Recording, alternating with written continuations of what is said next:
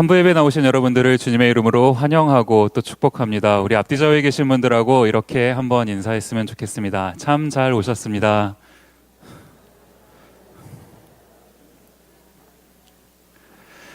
심리학 용어 중에 더닝 크루거 효과라는 말이 있습니다. 이게 이제 무슨 말이냐 하니까 제가 이제 자료를 찾아보니까 이제 이 말을 이제 이렇게 정의를 하더라고요. 인지 편향의 하나로 능력이 없는 사람은 자신이 잘못된 결정을 내리고도 능력 부족으로 인해 자신의 실수를 알아차리지 못하는 현상을 말한다.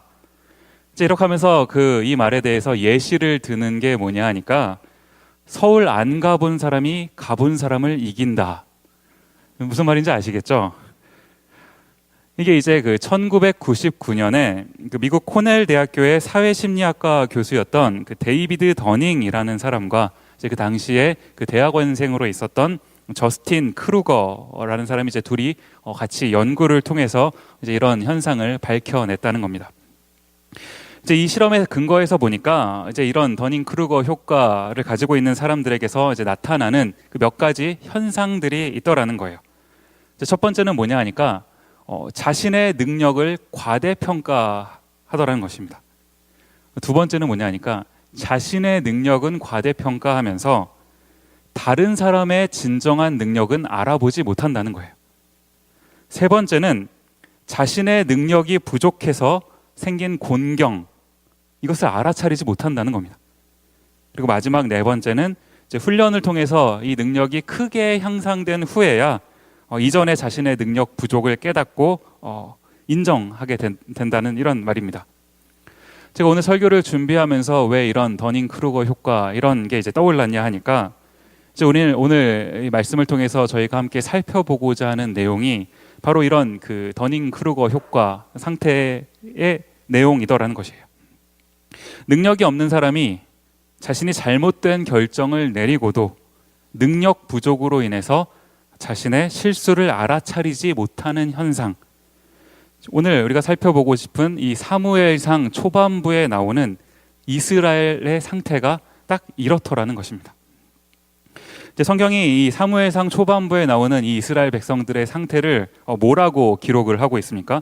사무엘상 3장 1절과 2절 말씀 보시면 아이 사무엘이 엘리 앞에서 여호와를 섬길 때에는 여호와의 말씀이 희귀하여 이상이 흔히 보이지 않았더라.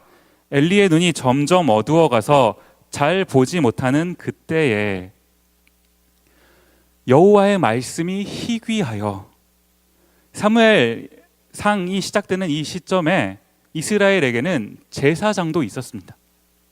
절기도 있었어요. 종교의식은 나름대로 잘 진행되고 있었습니다.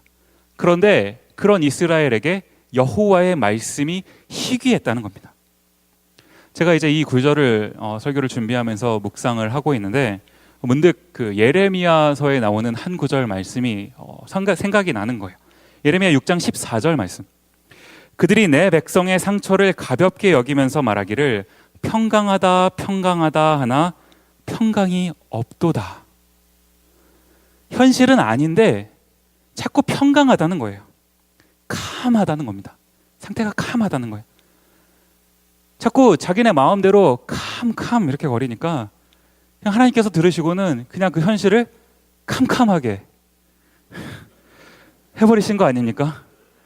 우리가 아까 전에 살펴봤던 엘리의 눈이 어두워졌다. 이게 뭘 말하는 겁니까? 이스라엘의, 심지어 그 이스라엘의 제사장의 영적인 분별력이 어두워졌다. 이런 것을 이제 나타내는 말이라는 겁니다. 이게 이제 이 당시에 이스라엘의 상태였습니다. 이제 그러던 어느 날 이 이스라엘에게 한 가지 이제 사건이 발생하게 됩니다. 사무엘상 4장 1절 말씀 보시면 사무엘의 말이 온 이스라엘에 전파되니라. 이스라엘은 나가서 블레셋 사람들과 싸우려고 에벤에셀 곁에 진치고 블레셋 사람들은 아벡에 진쳤더니 무슨 상황입니까? 지금 블레셋이라는 나라가 이스라엘을 쳐들어왔다는 겁니다. 그런데 이 전투의 결과가 어떻게 됩니까? 이어서 2절 말씀 보시면 블레셋 사람들이 이스라엘에 대하여 전열을 벌이니라. 그 둘이 싸우다가 이스라엘이 블레셋 사람들 앞에서 패하여 그들에게 전쟁에서 죽임을 당한 군사가 4천 명 가량이라. 이스라엘이 이 전쟁에서 집니다. 이제 그렇게 하고 나니까 이 이스라엘의 리더십들, 이제 장로들이 모여서 회의를 하게 된 거 아닙니까? 이제 무슨 얘기를 그 회의 가운데 하냐 하고 봤더니 4장 3절 말씀 보시면, 백성이 진영으로 돌아오매 이스라엘 장로들이 이르되 여호와께서 어찌하여 우리에게 오늘 블레셋 사람들 앞에 패하게 하셨는고, 여호와의 언약궤를 실로에서 우리에게로 가져다가 우리 중에 있게 하여 그곳으로 우리를 우리 원수들의 손에서 구원하게 하자 하니. 좀 가만히 보니까 이 회의를 하면서 이 장로들이, 이스라엘 리더십들이 하는 그 얘기들, 그 질문들은 참 그럴듯합니다. 여호와께서 우리에게 어찌하여 이같이 하셨는가? 여호와께서 어찌하여 우리에게 이같이 하셨는가? 우리가 신앙생활할 때 종종 이런 질문 하지 않습니까? 하나님께서 어찌하여 나한테 이렇게 하셨는가? 그런데 이스라엘 이 장로들의 이 질문에 이어져 나오는 이스라엘 그 리더십들의 해결책이 뭡니까? 여호와의 언약궤를 가져다가 그곳으로 우리를 구원하게 하자. 이런 이제 해결책을 제시하더라는 거예요. 여러분, 언약궤가 뭡니까? 하나님의 임재의 상징인 언약궤 아닙니까? 이 언약궤를 가지고 전쟁에 나간다는 것, 언뜻 우리가 생각해 보면 굉장히 의미가 있는 그런 행동 아닙니까?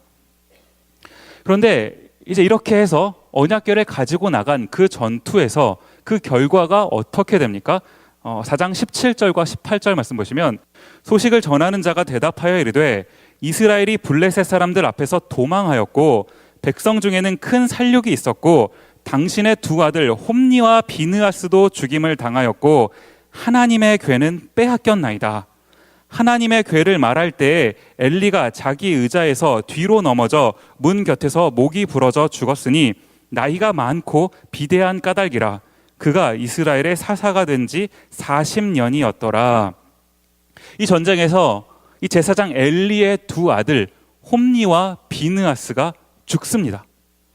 그러는가 하면 심지어 하나님의 임재의 상징 언약궤, 이 언약궤를 블레셋에게 빼앗겨 버립니다. 또한 이 소식을 전해 들은 이 이스라엘의 제사장 엘리도 죽습니다. 정말 답이 없는 상황이 이스라엘에게 펼쳐지고 있는 거 아닙니까? 공교롭게도 이런 상황 가운데서 이 엘리 제사장의 며느리가 아이를 이제 출산을 하게 됩니다.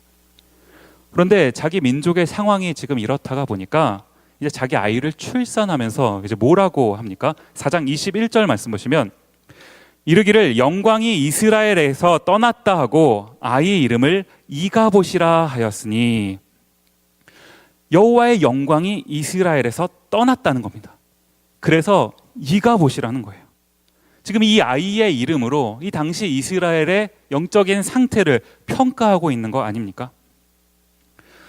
근데 제가 이 구절을 이제 반복해서 묵상을 하고 있는데 문득 이런 생각이 들더라는 거예요. 여러분, 여호와의 영광이 지금 이스라엘을 떠났습니까? 이스라엘이 언제 여호와를 구하고는 있었나요? 다시 한번 사무엘상 4장 3절 말씀을 한번 다시 한번 보시죠. 백성이 진영으로 돌아오매 이스라엘 장로들이 이르되 여호와께서 어찌하여 우리에게 오늘 블레셋 사람들 앞에 패하게 하셨는고, 여호와의 언약궤를 실로에서 우리에게로 가져다가 우리 중에 있게 하여 그 다음에 그것으로 우리를 우리 원수의 손에서 구원하게 하자 하니. 지금 이스라엘 백성들이 여호와를 의지했습니까? 여호와의 영광을 구했나요? 언약궤를 의지했습니다. 하나님이 아닌 언약궤가 자신들을 구원해 줄 것이라고 믿고 있었다는 거예요. 제가 이 부분을 묵상을 하는데 문득 두려운 겁니다.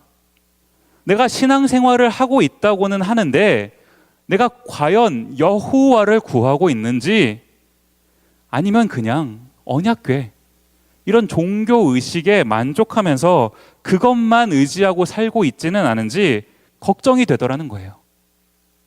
여러분은 어떠십니까?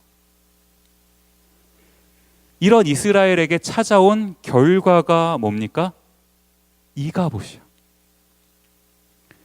이스라엘의 이런 상태가 여호와의 영광이 떠나버렸다고 그렇게 말할 수밖에 없는 이가봇의 상태를 가져오게 되더라는 겁니다. 이제 이렇게 하고 나서 그 사무엘상 4장까지의 내용이 이제 마무리가 됩니다.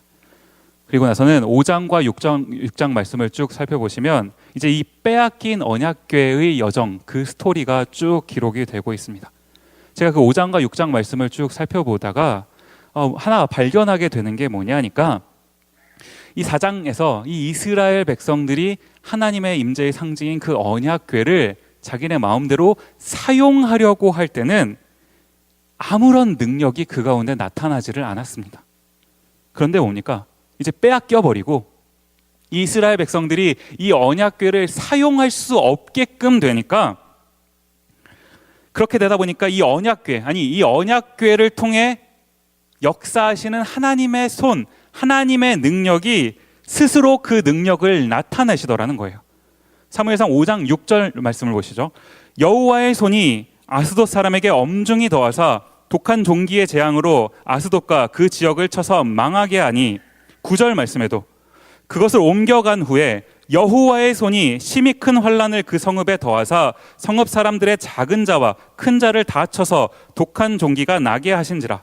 11절 말씀에도 이에 사람을 보내어 블레셋 모든 방백을 모으고 이르되 이스라엘 신의 궤를 보내어 그 있던 곳으로 돌아가게 하고 우리와 우리 백성이 죽임당함을 면하게 하자 하니 이는 온 성읍이 사망의 환난을 당함이라. 거기서 하나님의 손이 엄중하심으로. 어떤 분이 이제 이 구절을 보시면서 이런 평가를 내리시더라고요. 이스라엘의 패배, 하나님의 승리. 참 의미가 있는 말 아닙니까? 하나님은 우리 같은 인간에게 사용되시는 그런 분이 아니시라는 거예요. 하나님은 그 스스로 이미 능력을 나타내시는 분이시라는 겁니다. 이 하나님께서 어디까지 이 능력을 나타내십니까? 블레셋에 빼앗겼던 언약궤, 이 언약궤가 이스라엘 백성에게로 다시 돌아오는데 하나님이 그 하나님의 손으로, 그 능력으로 이 언약궤가 스스로 이스라엘 백성에게 돌아오도록 그 능력을 행하시더라는 것입니다. 이 언약궤의 여정이 기록되어 있는 사무엘상 5장과 6장을 기점으로 해서 이제 사무엘상에서 한 가지 중요한 스토리의 전환이 이루어지더라는 것입니다. 어느 날 그 한 아들이 있었습니다. 이제 아들이 실수로 아버지를 한 대 툭 친 거예요. 그랬더니 이 아버지가 한 대 맞으시고는 오셔가지고 이 아들을 4대를 때리신 겁니다. 이런 상황을 뭐라고 하시는지 혹시 아십니까? 세대 차이다 라고 하는 겁니다. 네, 피곤하실까 봐 제가 열심히 준비해 오는 겁니다. 사무엘상 1장부터 4장까지 이 엘리를 위시한 이가봇의 세대가 있었다면 이제 5장과 6장을 지나면서 7장에 이르러서 사무엘의 세대, 사무엘의 시대가 시작되는 거 아닙니까? 저희는 성경을 읽으면서 그냥 짧게 2장 이렇게 넘기고 말지만 이 사이에는 무려 20년이 넘는 시간이 걸렸다는 겁니다. 사무엘상 7장 2절 말씀을 보시죠. 궤가 기럇 여아림에 들어간 날부터 20년 동안 오래 있은지라 이스라엘 온 족속이 여호와를 사모하니라. 여기 보면 맨 마지막에 여호와를 사모한다라고 되어 있는데 이게 이제 좀 번역이 불분명한 그런 부분이 있습니다. 이 말의 정확한 의미가 뭐냐면 이스라엘이 애통했다라는 겁니다. 슬퍼했다라는 거예요. 얼마 동안 그랬습니까? 20년 동안. 이 시간이 다 흐르고 난 다음에 그 다음에 하나님께서 하나님의 사람 사무엘을 등장시키시는 거 아닙니까? 7장 3절 말씀 보시면 사무엘이 이스라엘 온 족속에게 말하여 이르되 만일 너희가 전심으로 여호와께 돌아오려거든 이방신들과 아스다롯을 너희 중에서 제거하고 너희 마음을 여호와께로 향하여 그만을 섬기라. 그리하면 너희를 블레셋 사람의 손에서 건져내시리라. 사무엘이 지금 7장에서 등장해서 하는 말이 뭡니까? 너희가 전심으로 여호와께 돌아오려거든 아스다롯을 비롯한 이방 신들을 다 버려버리라는 겁니다. 여호와만을 섬기라는 겁니다. 무슨 말입니까? 지금 이것이 이 당시 이스라엘 백성들의 상태였다라는 거예요. 하나님을 섬깁니다. 어떤 백성인데요? 이스라엘 백성 아닙니까? 하나님을 섬겨요. 종교적 의식 다 갖추고 있습니다. 제사장도 있지 않습니까? 그런데 이 이스라엘 백성들이 이방 신들도 섬긴다는 거예요. 나 좋을 대로, 나 편할 대로 이것도 하고 저것도 하고 내 눈에 좋은 대로 그렇게 하고 살고 있었다는 겁니다. 그렇게 살고 있으면서도 그렇게 살고 있는 자신들의 상태가 이가봇의 상태인지도 모르고 있다는 겁니다. 지금 이스라엘 백성들이 이랬다는 거 아닙니까? 제가 설교를 준비하면서 문득 두려운 마음이 드는 게 뭐냐 하니까 크리스찬이잖아요. 제가 크리스찬 아닙니까? 그런데 크리스찬이라고 하는 제가 이렇게 살고 있지는 않은지, 행여나 혹시 이렇게 살고 있지는 않은지 그럴까봐 두렵더라는 거예요.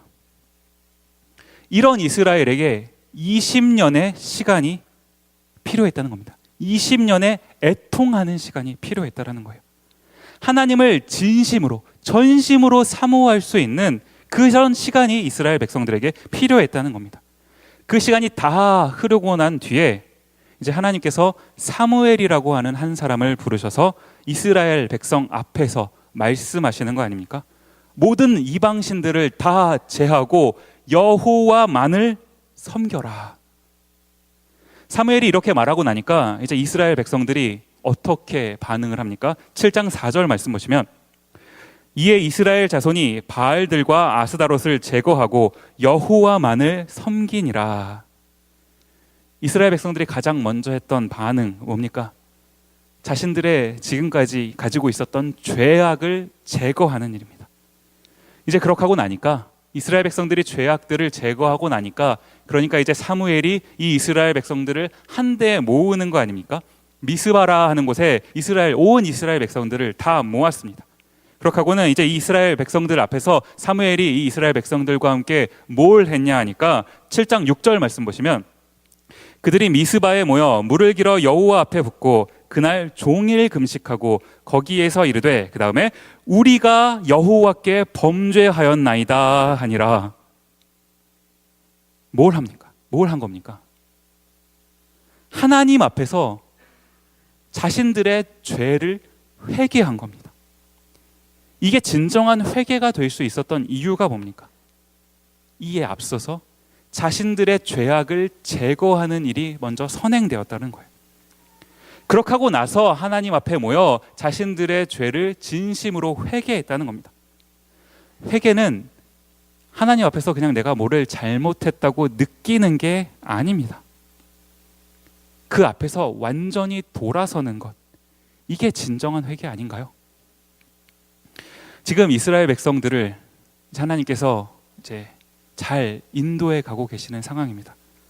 회개도 시키시고 뭔가 신앙의 회복을 주시려는 그런 상황 가운데 놓여 있습니다. 분위기가 한창 좋아지고 있는데 갑자기 뜬금없이 이렇게 모여있는 이스라엘에게 블레셋이 쳐들어온 겁니다. 7장 7절 말씀 보시죠. 이스라엘 자손이 미스바에 모였다함을 블레셋 사람들이 듣고 그들의 방백들이 이스라엘을 치러 올라온지라 이스라엘 자손들이 듣고 블레셋 사람들을 두려워하여. 지금 이스라엘 백성들이 하나님 앞에서 진정한 회개를 했습니다. 죄악들을 제거해버렸습니다. 그런데 그 직후에 찾아오는 이 블레셋의 공격, 이 고난, 이 뭘 말하고 싶은 겁니까? 하나님께서 이스라엘 백성들에게 뭘 깨닫기를 원하신 거예요? 사무엘상 7장 10절 말씀 보시죠. 사무엘이 번제를 드릴 때 블레셋 사람이 이스라엘과 싸우려고 가까이 오매 그날에 여호와께서 블레셋 사람들에게 큰 우레를 발하여 그들을 어지럽게 하시니 그들이 이스라엘 앞에 패한지라. 지금 모여있는 이스라엘에게 블레셋이 쳐들어오는데 이스라엘이 그 앞에서 뭘 했습니까? 아무것도 한 게 없어요. 하나님께서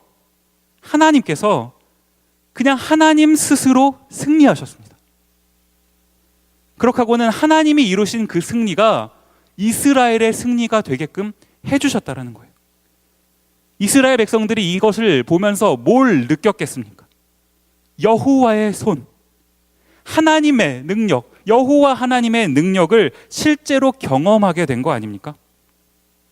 이제 이 사건이 끝나고 이 사무엘과 이스라엘 백성들이 한 가지 일을 이제 하게 됩니다. 무슨 일을 하냐 하니까 7장 12절 말씀 보시면, 사무엘이 돌을 취하여 미스바와 센 사이에 세워 이르되 여호와께서 여기까지 우리를 도우셨다 하고 그 이름을 에벤에셀이라 하니라. 우리가 너무나 잘 알고 있는 이름이죠. 에벤에셀. 이 에벤에셀이 여기서 이제 나오는 거 아닙니까? 이 이스라엘 백성들이 하나님의 그 능력의 손을 경험하고 나서 이제 그 이름을, 그 손을 기억하고자 에벤에셀이라는 이름을 이제 이곳에 붙였다라는 거예요. 그런데 이 에벤에셀이라는 이름이 여기서 처음 나오는 게 아니더라는 겁니다. 언제 나옵니까?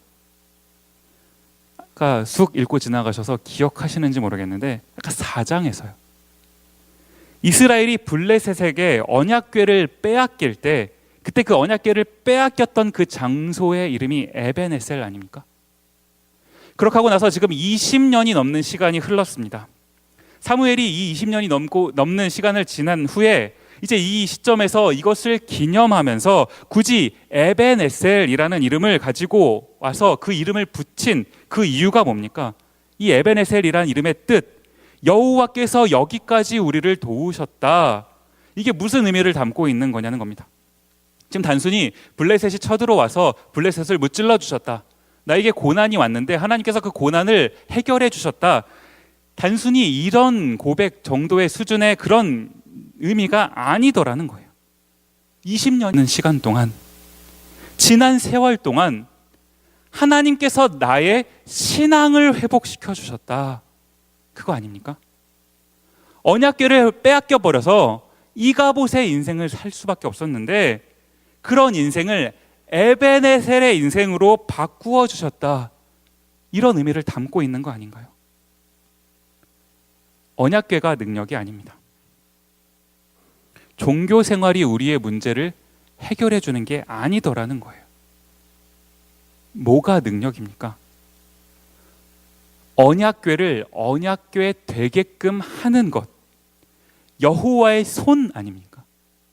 여호와의 손이라 일컬어지는 여호와 하나님의 능력 아닌가요? 그 여호와의 손이 어떻게 역사합니까? 사무엘상 7장 13절 하반절 말씀 먼저 보시면, 여호와의 손이 사무엘이 사는 날 동안에 블레셋 사람을 막으심에, 여호와의 손이 역사하시니까 어떻게 됩니까? 13절 상반절로 가시면, 이에 블레셋 사람들이 굴복하여 다시는 이스라엘 지역 안에 들어오지 못하였으며,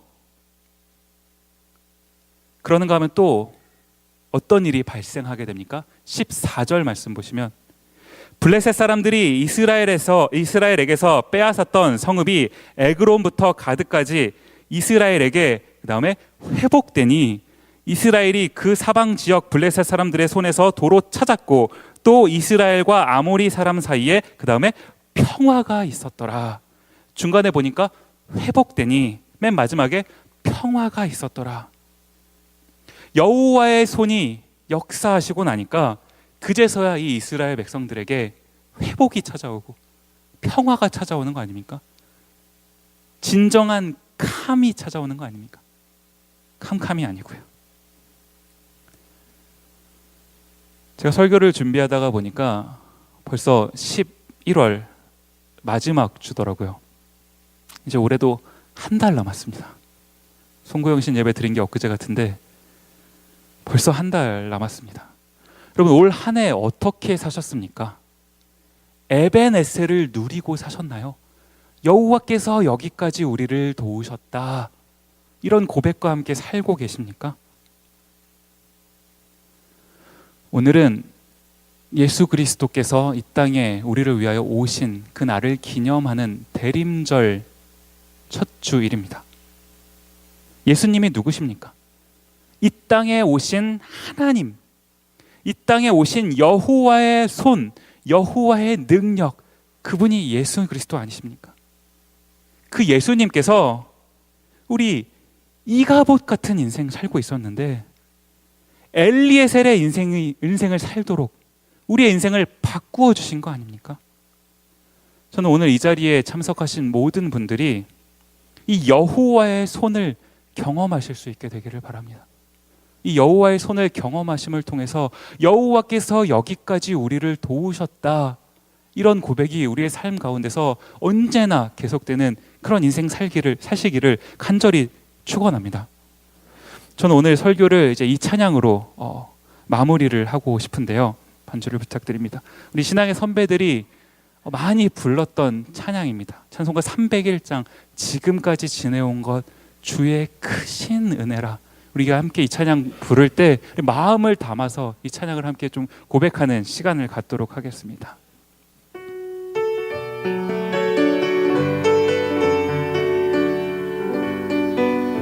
우리 함께 찬양합니다. 지금까지 지내온 것 지금까지 주의 크신 은혜라. 한이 없는 주의 사랑, 한이 없는 주 어찌 이루 말하랴. 자나깨나 주의 손이 자나깨나 여호와의 손이 어떻게 하십니까? 항상 살펴주시고 모든 일을 주 안에서 일을 주 형통하게 하시네. 우리 2절로 찬양합니다. 몸도 맘도 연약하나 도 맘도 새 힘 받아 살았네. 물 붓듯이 부으시는 부어주시는 하나님의 은혜요, 주의 은혜 족하다. 사랑 없는 거리에나 험한 산길 헤맬 때 주의 손을 굳게 잡고 손이 찬송하며 가리라. 반주를 계속해 주시고요. 우리가 이 찬양 이제 2절로 다시 한번 고백을 할 건데요. 이 2절 후렴에 보시면 어떤 가사가 있습니까? 한번 띄워주시겠습니까? 사랑 없는 거리에나 험한 산길 헤맬 때. 이가봇 아닙니까?